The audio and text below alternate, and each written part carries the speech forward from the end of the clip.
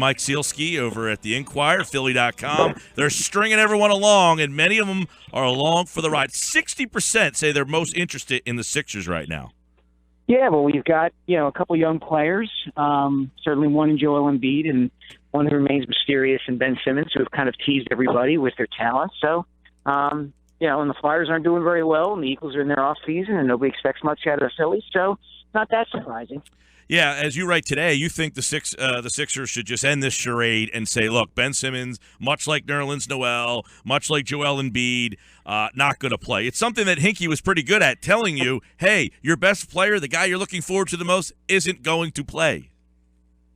Yeah, and I wouldn't have written that until the news that, came out yesterday that Keith Pompey broke that, Simmons is going to get this foot looked at again and it might not be healing properly and all that kind of stuff. And, my feeling is this is a chance for them to just say, look, enough with, as you said, stringing everybody along, enough with the games about, we want him to come back and we're trying to get him to come back and, teasing everybody like this is, a bunch of episodes of The Walking Dead or something.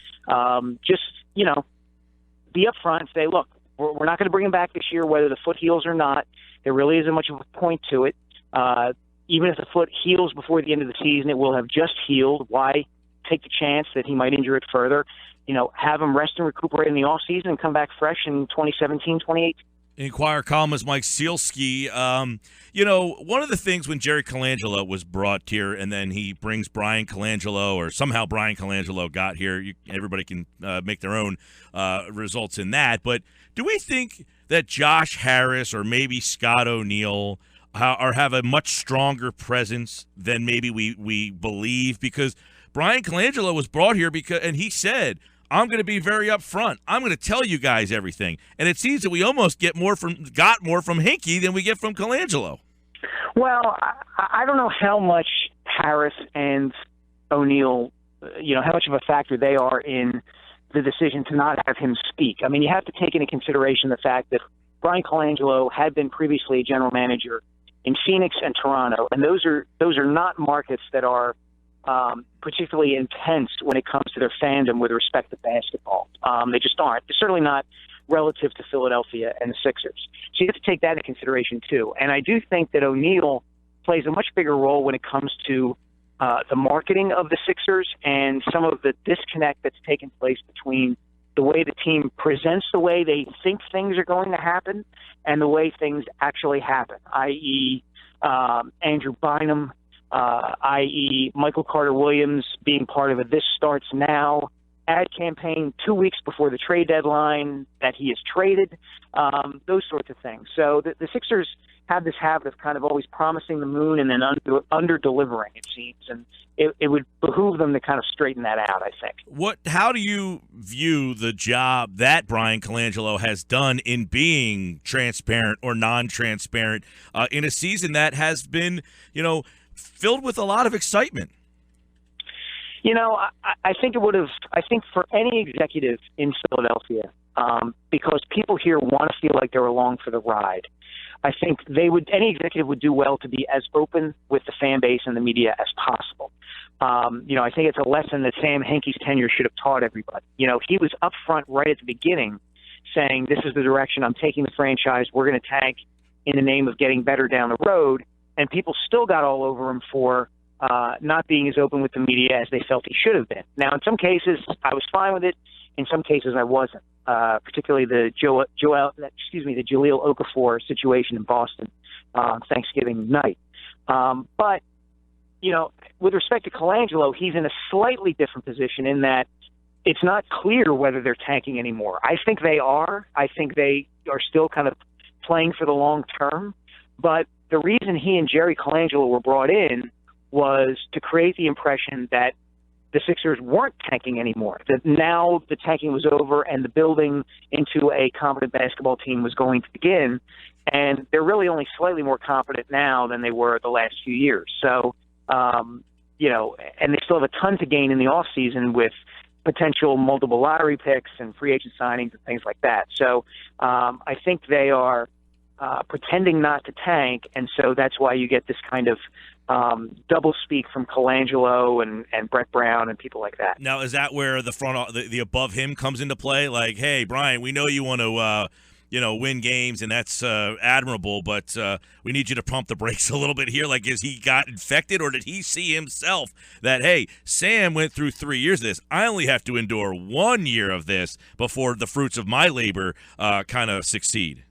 Yeah, I don't know. I mean, the pattern has been pretty much the same since the Harris ownership tenure and the joining of him with Scott O'Neill began. This idea that we get the number 1 overall pick in the draft and we throw a block party at the art museum over it. Well, look, like, you were 10-72. You were the worst team in the NBA.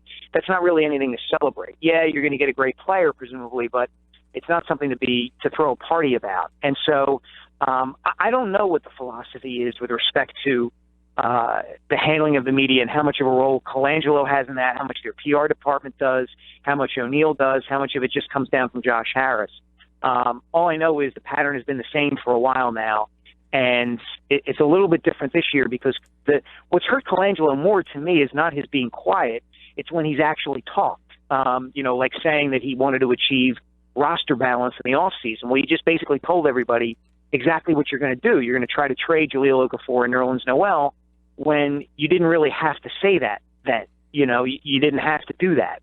And now you just had the situation play out with Okafor where you told the world you were trying to trade him, and lo and behold, you couldn't trade him, and now he's back to the team. Yeah, he's and I guess the timing of when he's talked. Like, okay, you said things, but you said it maybe a week or so after maybe you should have addressed it, a la the Derek Bodner piece that comes out about Embiid, and now we find out one of your colleagues, Keith Pompey, that we found out on January 23rd that this foot wasn't healed. Well, why did we find that out on February 16th?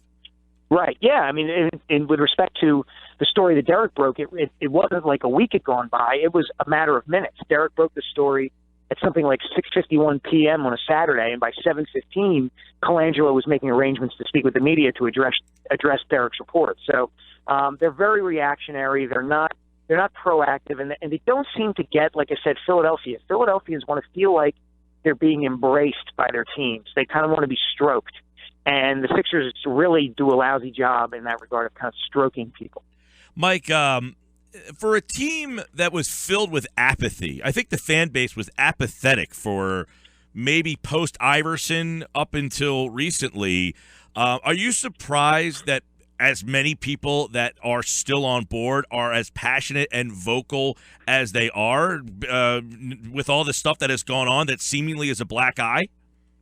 No, I'm not that surprised, because the idea behind Hinky's strategy and the fact that you've seen something from Embiid to suggest that he really can be a great player has kind of given people hope that after all those years where you're a middling team in the NBA and you're not close enough to compete for a championship and you're not bad enough to get the number 1 overall pick and get a true transcendent player, that they're happy just for the opportunity to create something great. And that was always the promise of Hinkie. It wasn't that his plan was going to work. It was that if it did work, it could produce something great. And for the people who understood the process and liked what Hinkie was doing, I think that promise was enough. It was kind of like, hey, we're going to swing for the fences, and, we may not hit the pitch over the wall, but at least we're swinging for the fences. It's better than trying to bunt our way into an inside-the-park home run. Has Bryan Colangelo then, in effect, disappointed? Has he met your expectations? Because many people felt, okay, they got a basketball guy in here. He's given the team credibility. That's going to take him to the next level. Has he met the expectations? Well, it depends on what your expectations were. I think he made a solid trade to get Ilyasova. I think Ilyasova has helped and shown what a player of his style can do, and how he can benefit the Sixers, particularly if Embiid is healthy and out there on the floor. He took Ben Simmons, which, okay, great. Like, Sam Hinkie would have taken Ben Simmons in that regard. And right. I think the inability to either move on quickly and get something of value for either Okafor or Noel, and now kind of the egg he has on his face of, overtly trying to gin up a market for these guys, for Okafor, and failing, I don't think has been good. So I give him like a C, I guess I'd say. Mike, in the NBA specifically, I don't know about the other sports, but in the NBA, do you sense this change in the fan base all over, not just Philadelphia, L.A., Phoenix, Brooklyn? Well, Brooklyn doesn't have any assets, but where fans accept losing. Like, they're accepting of this principle that being a 20-win team is actually more beneficial than being a 35-win team. I think they do, because I think it's the smart way to think. Look, the league incentivizes this. I mean, a single superstar has so much power to affect a team's outcomes in the NBA, more so than any other sport. So I think fans are more knowledgeable nowadays because the internet has given them information in volume and in quality that they never had before. And while the NBA has always been a top-heavy league, I think more and more people acknowledge the reality of what that means now. Only 10 franchises have won NBA championships since the Sixers won in 1983. That's an incredibly small number of teams, and that speaks to the value of getting, incredibly great players. And so if a team takes the route of, hey, we're going to be bad so that we can be good, I think fans recognize that's probably a better way to go than being the Atlanta Hawks or, for a long time, the New York Knicks. The laughable part about the Knicks, the reason I find the Knicks so kind of entertaining in a really awful way, is not just that they're a bad franchise, it's that they try so hard to be good, and they're still bad. They never have come around to the idea that, like, look, there's a smart way to be bad, and it'll help you get good in the long term. And the Knicks just don't take it. I always joke that the anti-Hinkyites or process people, you would tell them, the Sixers went out and signed Kwame Brown and Darrell Wright and, what's the kid, Swaggy P, and tried to tell you, we're trying. I said, that's almost more insulting than trying to lose on purpose, by trying to tell me you signed those guys and telling me that you are trying to win. That is almost more insulting to me. Yeah, that's the difference between what Hinkie was doing and what the Colangelos are doing. The Sixers are still kind of tanking this season, but they're not being upfront about it. Hinkie was upfront. He said, this is what we're going to do, and we're not hiding anything.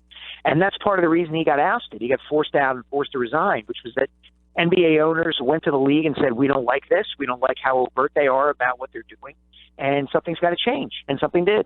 It wasn't the substance of what they were doing. It was that the Sixers weren't keeping up appearances.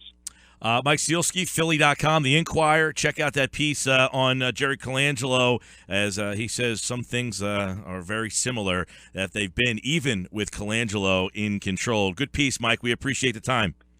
Anytime, Mike. Thank you.